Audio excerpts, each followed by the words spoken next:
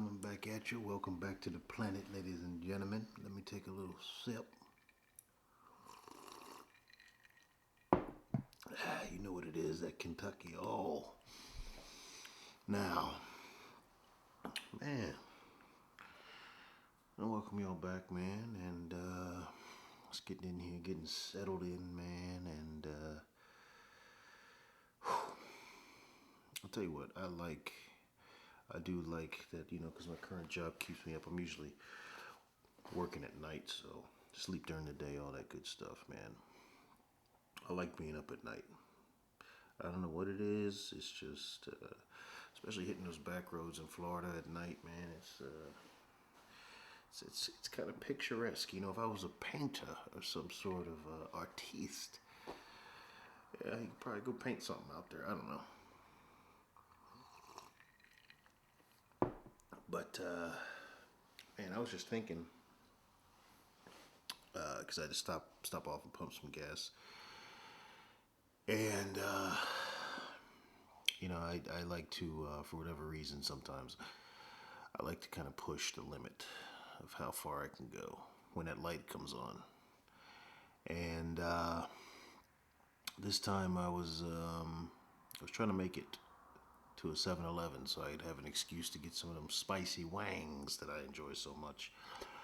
But no such luck, right? So I had to pull off at a sit-go at some random exit in the out in the sticks. And man, I was just thinking, there was a time when the prospect of that terrified me. But shit, man, to be honest with you, I'm more comfortable out in the sticks in the middle of nowhere than I am in a city. But unless that city's Oklahoma City, and shout out to the Okies. So, but yeah, man, just kind of stopped off and was pumping gas. There was like this little. I started to take pictures. I should have, but it was like this little sleepy rural area. It was nothing but farmland, and just so happens as you break through one of these windy roads, there's like a little gas station off to the side. Nobody's there. It's just completely dark. They got the little, they got like the big spotlights on to kind of break through the foliage so you can kind of see where you are, but it's just nobody. 2-lane roads, just trucks coming up and down. That's it. Middle of nowhere. But reminded me of another recent experience I had with that, where again, just a little 2-lane road in a small town that I probably never have cause to go back to again. Stopping off for gas and nobody around. It was pretty early, kind of like now, probably about 4 or 5 in the morning. Actually, probably wasn't 5 yet, but probably about 3, 4 in the morning. I remember standing there and I was just like, man, there was a time when the thought of that would have terrified me.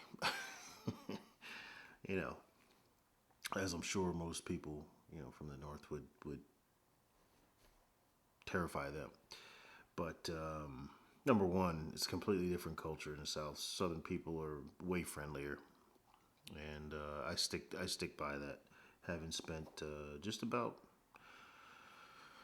well, I guess I would say probably more of my life spent in the South at this point, but for most of my childhood and adolescence, yeah, I'd say it's about 50-50 between New Jersey, North Carolina. Yeah, between New Jersey and North Carolina. There's probably more time spent in the north. No, definitely more time spent in the north. Then moved to Oklahoma, which is kind of Midwest, but Southern values. And now living in Florida. A short stint in Texas, but now living in Florida, and so I guess it kind of balances out a little bit. But I'll tell you something, man. There's nothing like Southern folk, man. Southern folk they're good people. But anyway, and that's not to say there are bad people up north. I know a lot of northern people, obviously being from New Jersey, and most of them are dicks. No, No, no, but they are, but in a good way. It's a different, like a different culture up there. Anyway, so I'm sitting at this gas station this one time, and I'm just like, man, something could happen right now. I'm in the middle of nowhere. Nobody would know. It's completely dark. It's just cars occasionally passing on the highway. 2-lane road, in and out. Nothing but farmland and trees around. Just nothing. Just nothing. No lights. And I said, but I'm good. And I was thinking, I was like, why am I just comfortable? Well, like, I really don't care. Like, and I didn't. I was completely relaxed. I was actually just enjoying the solitude. But, and then I remembered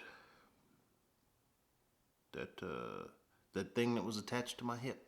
And no, not that. That's the pelvis. But that other thing that was attached to my hip. And made me think, of all of our amendments, of all the rights that we have, probably the most important one is that 2A, number 2. A well-regulated militia being necessary to the security of a free state, the right of the people to keep and bear arms shall not be infringed. Now, obviously, we know that that's not true. That doesn't hold true anymore, right? Because a lot of states have regulations telling you what you can shoot and how many of them you can shoot out. But that is probably the most. I mean, look, as far as I'm concerned, it is the most important amendment provision that we have in this country. Period. Point blank. There is not another one that I would put above it. So I was thinking about that, and I was like, well, I mean, because we get some good ones, right? We cover all the bases. Everybody's hung up on that first one, and that first one is good, right? Even though that's been infringed upon too. Man, they all are. They really all are. But that second one is really the skeleton that all the rest of them, I consider all the rest of the amendments, all the other provisions, all the constitutional rights. Yeah, that's muscular. That's muscle tissue. That's sinew. That's ligaments, tendons. But that Second Amendment, that's the bone. That's the skeleton. It's all attached to that. Because I tell you what, again, pick the first one: freedom of speech, freedom of the press, all this. Okay. Well, what are you going to do when those rights get infringed upon? That Second Amendment gives you teeth. So, and I look at, for example, I was watching a Tim Pool kind of video blog on YouTube yesterday sometime, and he was talking about what's going on in Australia, where with the whole COVID pandemonium,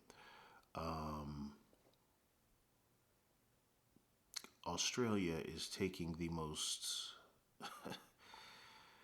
call it what you want, call it draconian, call it austere measures, to where they've suspended any kind of travel from Australia until people get vaccinated, and vaccinations are mandatory, and they're talking about extending COVID lockdowns for another 2 years.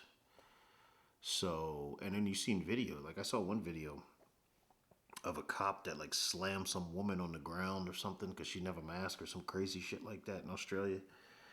Man, I mean, it's ironic that it is, and actually credit to the person who said it first that I heard, Tim Pool said it, that the prison colony has become a prison state.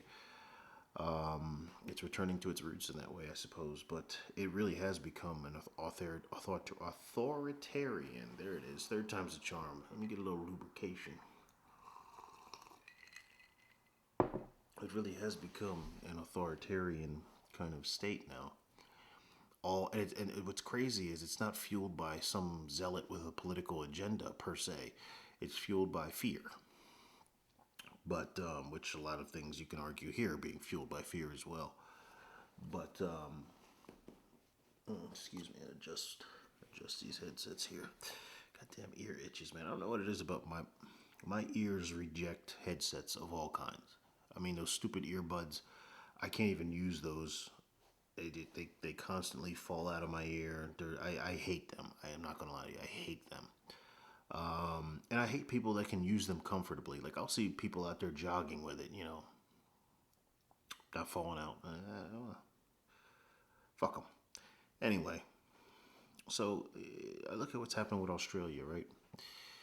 And I'm like, hell, look at what's happening with New York, where they're talking about another round of lockdowns in New York, as if the city hasn't, because the city hasn't been killed enough. Look at what's happening in Michigan, where you have a governor who is a complete despot, a complete dictator or dictatress, to where the courts of that state have said, hey, all those lockdowns you're doing, yeah, not constitutional. You can't do them anymore. And she's like, screw you. I'm going to keep doing it. What? So, I mean, look at look at what happened in Seattle this past summer. I know people like to forget because Americans have a short memory. But, there was that whole little incident, kind of a minor thing, where a bunch of communists took over an entire section of the city and smashed people's businesses, and people were kind of being forced to give money. There was extortion. So I look at these things, man, and I look at cities like we covered yesterday, Minneapolis and New York and all them that want to defund the police. And it's like, it's amazing to me the I guess you could call it it's like the negative, the consequence of luxury, right? People's minds don't think in a fluid survivalistic way when you're in a society that is gilded with a lot of amenities and luxuries not enjoyed by a lot of other people. Fair enough. And in that way, America has become the victim of its own success. It's kind of like Dark Knight Rises, right? What Bane said, that victory has defeated you. So peace has cost you your strength. So yeah, I mean it has, right? Because man, like that whole thing in Seattle, that blew my mind. I could not believe that, and I don't put that on the president at all. I mean, because and only people who are obviously the anti-Trumpers will put anything on him. If it hails tomorrow, it's his fault. But I don't put that on the president. Because obviously anybody who understands how the government works knows that he can't control Seattle. That actually defeats the purpose of states' rights. Actually fought a war about that. So, it's the lack of leadership. It's the lack of leadership. It's the lack of accountability. And I don't want to go too much into that, but the point of the matter is the reason why they're able to do that, the reason why New York City can be locked down again arbitrarily, and you'll have no choice but to capitulate. The reason why Black Lives Matter can go around and terrorize those people is the same reason why the Australian government can say, yeah, all of you stay home and you're going to take this vaccination. Which, interestingly enough, is the same reason why it wouldn't work in places like Mississippi, Alabama, Florida, North Carolina. I don't know so much North Carolina anymore, but Texas. We'll see. Texas is teetering. And it's because that 2A. There was. I know Thomas Jefferson said it, but I don't think he's the first person who made this. Let me look this up really quick, just so I don't give you bad information. I don't like being wrong about shit, so hold on. Okay, we have. Oh, John Basil Barnhill. There it is. But the famous quotation, I'm sure most of you have heard, that when government fears the people, there is liberty. Where people fear the government, you have tyranny. And that's true. And again, fear. I don't necessarily take fear in the sense of intimidation. I take fear because this was obviously a dated quote. Fear also used to mean respect, have a reverence for. And again, that 2A, man, that gives you teeth as an individual. Those who live in states that honor the Constitution and the Bill of Rights, I encourage you to be a responsible gun owner. Obviously, emphasis on responsible.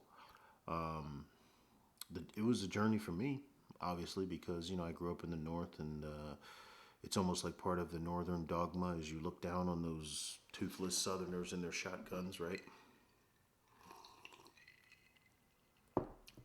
But I'll tell you a situation that opened my eyes. I was It was back when I was in the military. I was living in Oklahoma City, and at that time I had a second job. I was working at a nightclub, and one particular night, it was Fridays were such a long day because I had my regular job in the military, and because there was somebody in office and things weren't great for the military back then. Won't name him. Won't name him. I'm bigger than that, Obama. But I had to get a second job just to kind of keep some change in my pocket. All right, no big deal. Do what you got to do, right? So I got a job working as a bouncer at a nightclub. And so that was on my weekends, and obviously my weekday was my normal job in the military. So Friday's kind of an overlap day. I work both jobs. So it was a long day for me. But anyway, I was working, coming home from the second job, the nightclub. It was close to like 4 in the morning, maybe 3 in the morning. I don't remember. And pulling into my apartment complex, man. And I took the back way in, and I noticed there was like this vehicle just kind of sitting perpendicular to the parking lot. Now, if you want to envision my apartment complex, think of a track, right? Like a high school track where it has the football field in the middle. So the football field would be the apartments, and obviously the track would be the parking lot.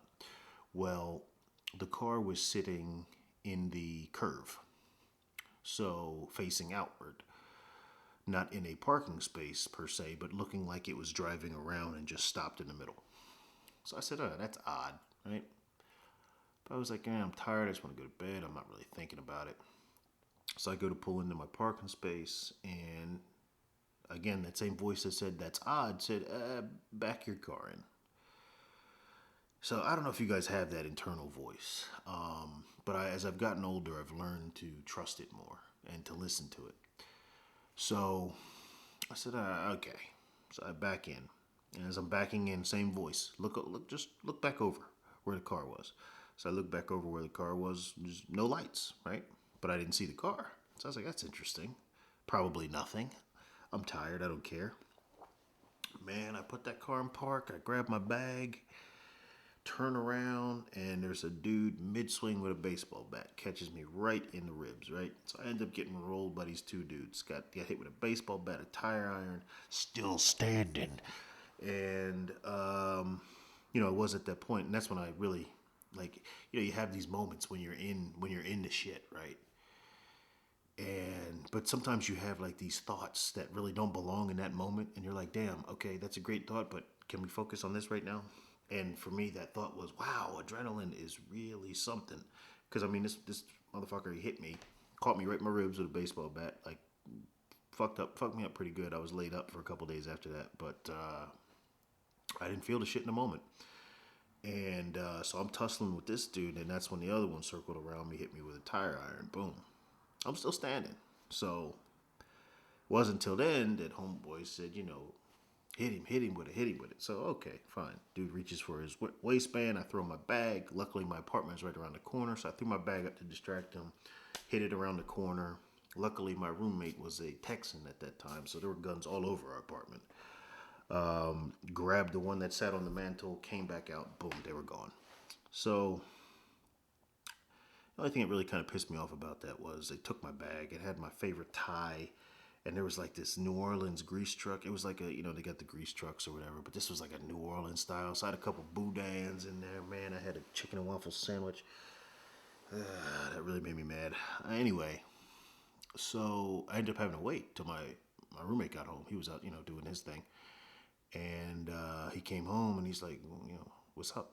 It's like, bro, you ain't believe what happened. I just got rolled, and so that I think that was my wake up, right? And luckily, I'm alive to tell you about it. But sitting there waiting for the cops to show up, I felt like such a fucking pussy. I was angry, but at the same time, I was just like, I was grateful because I said, okay, now it was almost like a revelation that I don't know that I would have had otherwise. So after that, I made it a purpose. I said, this will, and look, I'm not saying that owning a firearm is going to keep that from happening to you, right? Because, it could be a situation where a guy's faster to the draw than you are. It could be a situation where they just come up shooting. The gun doesn't make you bulletproof, but the gun does give you something to fight back with. The rest of it is situational awareness, which I chose to ignore. Another thing to take away from it, but so I said, this will never happen again without me being able to defend myself. So anyway, fast forward, I didn't really know much about guns then, but I did make it a point. Actually, as after I moved out here to kind of get more familiar with it, get just kind of like because in the military they give you kind of a cursory explanation and introduction to guns, just enough so you won't shoot yourself or someone that you're not intending to. But being around people who knew stuff about guns, I was able to, and then just getting on my own and just kind of really just diving in.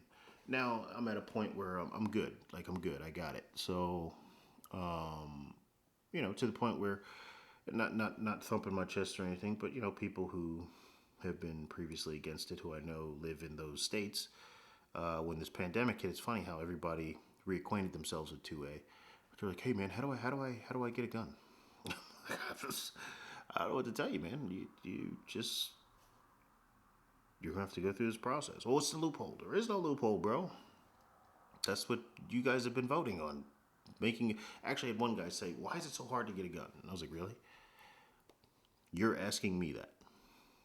All these years, I'm telling you that it's not good. All these regulations, it's not good because the bad guys will have them. That's why they're bad guys. All you're doing is making it harder for you. Well, maybe this is their awakening, right? And maybe in that regard they're a little bit smarter because maybe they haven't taken a Louisville Slugger to the solar plexus, as JR would say, to the solar plexus.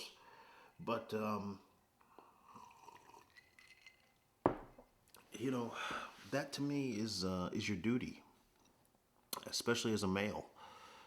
Especially if you have a family, a wife, kids, man, that's your job. It's your job to be the protector of your roost, man. It's your job to be the defender of your castle. It is. I mean, the male feminists will make fun of that, but that's funny, right? Because the premium. It's like, okay, well, all right. Well, when the shit hits the fan and you're under the bed cuddling and crying and pissing on yourself with your woman, I think your relationship will be reevaluated should you both survive it. But it's your job, at least as far as as far as I'm concerned, man. It all stops with you, and it starts with you. My girl knows that. And look, I work nights a lot, so one of the first things that I did with her was teach her how to. I mean, she said she'd shot before. Now, if you'd gone to the range with us the first couple of times, you wouldn't believe that shit. So, because I didn't believe that shit. So, but we took our time, we pushed past the frustration of her not being good at it, and now I feel comfortable with her being able to defend herself. So much so that I went out and bought her a gun, so she can defend herself in the event that I'm not here. And we've gone over stuff, different drills about where she should try to be in the house in the event of a break-in, how she should, just step-by-step stuff. But that's to me that's part of the mantle of, again, and keyword and mantle, man. That's part of your job, man. I don't know how any person with children could leave the safety and security of their family up to chance. I don't understand that mentality. I understand that, there's a stigma behind guns, and there's, oh, it's dangerous, and a kid could. Well, that's part of being responsible, right? That's part of being a responsible gun owner. Because you make sure that stuff doesn't happen, man. It's not like an inevitability that if you have guns in your house, your kid is going to end up shooting themselves or someone else. Like those two, it's not a fait accompli, you know. So, but I tell you what is if you don't, and someone breaks into your house with ill intent, you will be ill equipped to defend your family. So, like I said, yeah, man, it's one of the first things that we went over. Took her to the range, showed her how to, showed her. She knows what she's doing now, and that's a good thing. And it's funny. I was talking to another friend of mine from where's that bastard live now? California. Oh yes, California. So, the People's Republic of California. And he's like, yeah, you would get your girl a gun. He's like, hey, here's an idea. Why don't you get her like a necklace, or why don't you get her like a nice purse or something like that? I said, yeah. Why don't I get her something that makes her a target of a robbery instead of getting her something that could protect her in the event that she's the target of a robbery? So, anyway, man, I am a big proponent of people understanding their rights. And again, one of the reasons why, even throughout all this craziness, right, that's been going on with the riots and everything else, and defunding the police, right, for you people who don't have police that can, even a fully funded police. Let me just do this real quick, because you know what? I have a terrible habit. I need to start writing stuff down, because sometimes I forget stuff, and then as soon as I turn this damn microphone off, I'm like, I should have said that. I wanted to say that. Let me see something. Okay. I want to look up the average 911 response time. There we go. Okay. Because this, I think, will be very interesting. I probably should have looked this up first. I didn't know I was going to go here. Let's see. Okay. How long does it take for police to arrive? It depends on the crime. Interesting. This is from safesmartliving.com. So I don't know how. I've never heard of this thing, but seems to be pretty well known. Okay, we'll go with it for now. Let's see. Unfortunately, oh, here we go. What is the average police response time to an active shooter event? Unfortunately, active shooter situations have become far too common. Yes, they always have to editorialize. Because those police departments have made this an extremely high priority. So that sounds good, right? Extremely high priority. The response times average 3 minutes around the country. So, okay, extremely high priority, 3 minutes. That's with an active shooter. 3 minutes is a long fucking time for someone to have a gun and you not. 3 minutes. If you don't think 3 minutes is a long time, I'll tell you what. Get you a stopwatch and go do some wall squats. Go squat on the wall for 3 minutes. Hold it for 3 minutes. Find out how long 3 minutes is. So, let's see. Now I'm looking at cities. Average response time in LA, 5.7 minutes. Average response time in Seattle. Oh, look at this. 7 minutes in Seattle. 8 minutes in Dallas. 8 minutes in Miami. 9 minutes in New York. 9 minutes in Atlanta. 10 minutes in Houston. So, I mean, you get it. It's going to take some time. And I'm sorry, 10 minutes may not be a lot of time when, you hit your snooze button in the morning. It's not a lot of time. But when somebody kicks your door in and you can hear people rummaging through your house, that's a long time to wait for the cops. So, yeah, man, to me, there's no more important amendment provision than 2A. And if you are of sound mind and capability, I would highly encourage you to at least familiarize yourself with firearms. Get with somebody who knows something. There's plenty of information out there. And again, you know, regardless of your political affiliations, I think you can understand that police departments that are defunded, if the police department is defunded, you're kind of on your own. So it kind of helps to be able to protect yourself. And especially in this new age of mob violence, you know, you, you just never know. You really just never know. So, and then on top of all of that, you know, you've got tyrannical government people. And again, it's hard for them to oppress people who are well armed. It really is. That's why some of the stuff that flies up north, it doesn't fly in the south. Number one, there's different values in the south. But on top of that, you could transplant a northern governor to the south, and it wouldn't work. The stuff they would try to do would not work. All other things remaining the same, it would not work. You're easier to oppress. You're easier to dictate to. You're easier to control. You're easier to force and coerce when you're unarmed. So, I don't know, man. Just something to think about, man. And if you disagree, hey, man, tell me why you disagree. Shit. I'm not perfect. I am not beyond reproach. But I am closer than you. Anyway, until the next time, man, thank you for listening. Planet Hogg, we are checking up out of here. And I'll talk to y'all tomorrow. Peace.